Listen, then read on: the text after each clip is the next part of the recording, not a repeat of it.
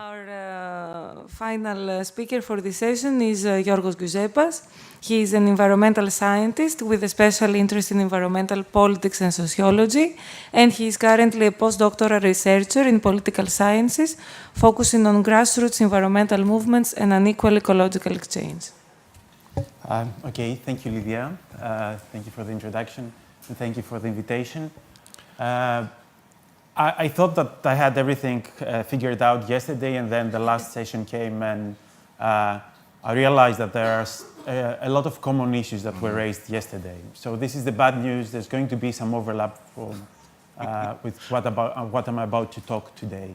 The good news is that all the visual documentation about what I'm going to talk was part of Max Spielmann's presentation yesterday, so you already have this input. What I'm going to try to do is I will deviate a bit from what the previous presenters were talking about, and I will try to incorporate some of the issues that they raised, as well as some of the issues that were raised in the conference in general, and link them with what we call environmental crisis.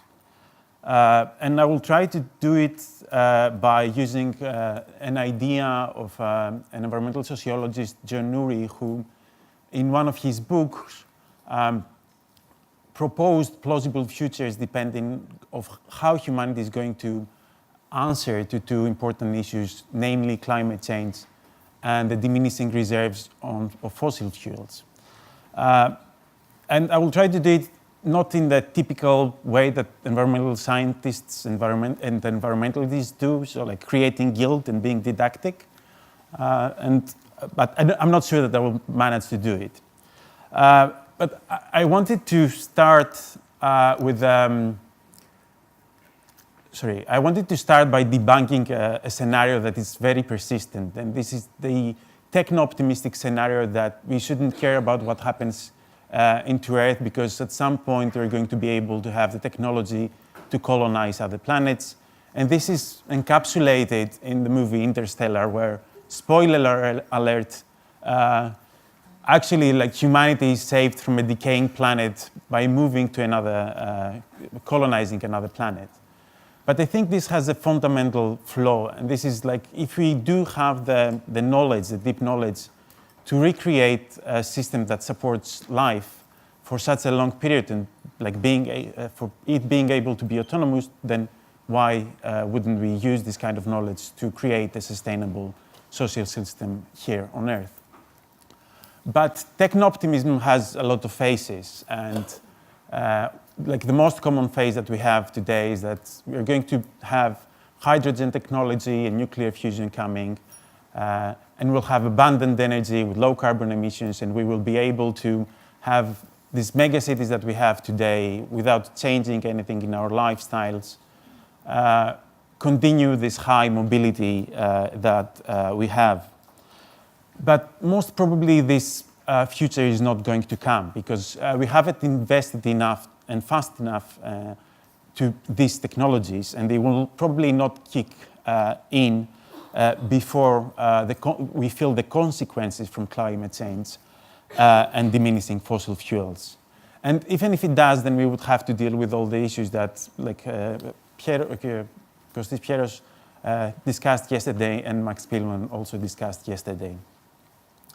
So another aspect of techno-optimism for me is the digitalization of manufacturing, the digital world, and the digitalization of manufacturing and mobility, which says that, like, by digitalizing our economy, we would, like, diminish the flow of people and materials around the world, and that would be enough to diminish energy consumption and carbon emissions, and we will be able to deal with this. And this is something that is already happening. We see it, like, with 3D printers and, like, all this technology that is already there. But this system also consumes energy, and most probably it won't have a decrease in energy consumption, in total energy consumption, that's going to be enough to tackle climate change or diminishing fossil fuels. Partly because of what is called the Jevons effect, that an economist, Mr. Theocharakis also, Professor Theocharakis also talked before, that we might have increased efficiency, but the overall demand does not go down, it increases.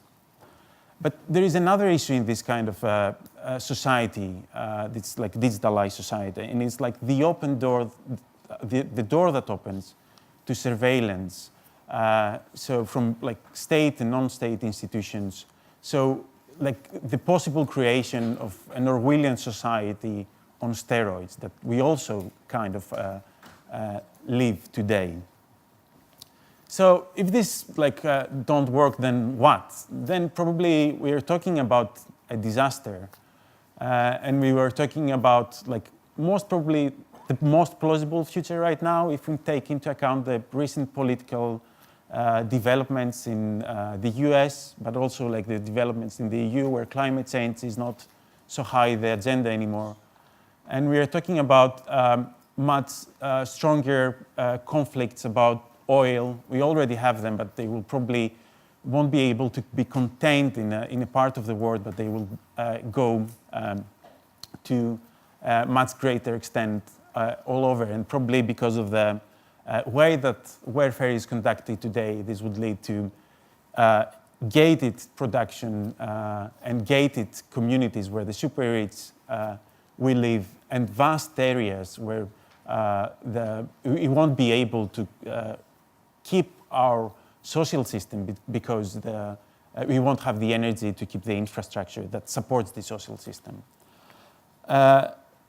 But this, even though it might seem like a very dystopian future for most, for some people is an opportunity to kickstart an eco-radical society that will take into account the limitation that nature poses in humankind and the social and economic system.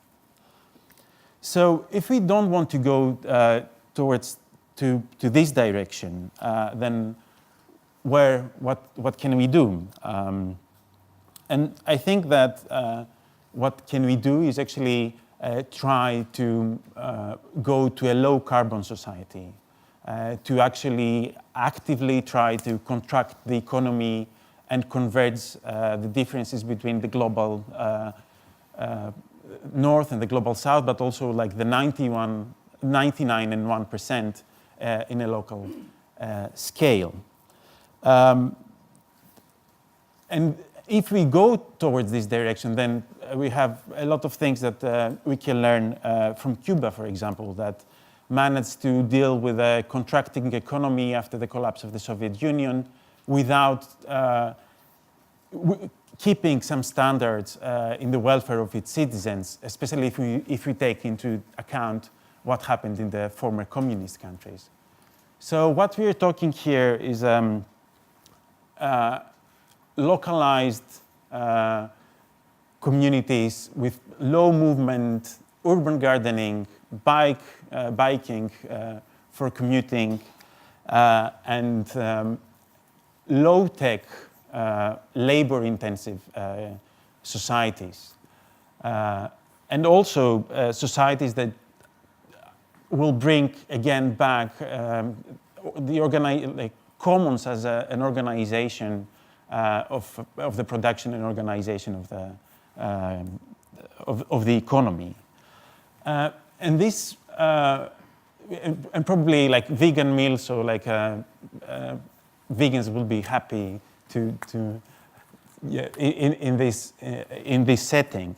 So, but this has also some downsides, and I think an important downside might be what Kostis Stafilakis talked about yesterday, the possible creation of a radical evil society, community. And I mean this in the sense that there might be communities that will focus so much into being within the limits of nature that they will actually become illiberal, totalitarian communities.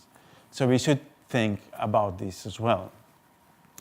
I think that it's not so, to make this happen, it won't be enough to go either just to low carbon society in a degrowth way, but we should also, in a way, at least for the first steps, incorporate the possibilities that like the digitalization gives us to work on. Though I'm not so optimistic as like the presenters yesterday were, that the digitalization is not just like a technological shift, but can also create an anthropological shift that we will see and understand and deal with the environment in a much better sense. All of the photos that I have in this presentation, there are actually photos of places that exist today. So all of these futures, in a way, exist today. And I can understand also that these futures can be, for somebody, can be an utopia, but for somebody else can be a dystopia. And what it was really interesting for me, and what I think that it's really interesting in what is happening here today and in the conference, is that we already saw a lot of projects that can deal with the theoretical and practical issues of going towards these futures, and also create prototypes where we can see the difficulties and the possibilities that these futures gives us. So that's it for me, and thank you very much.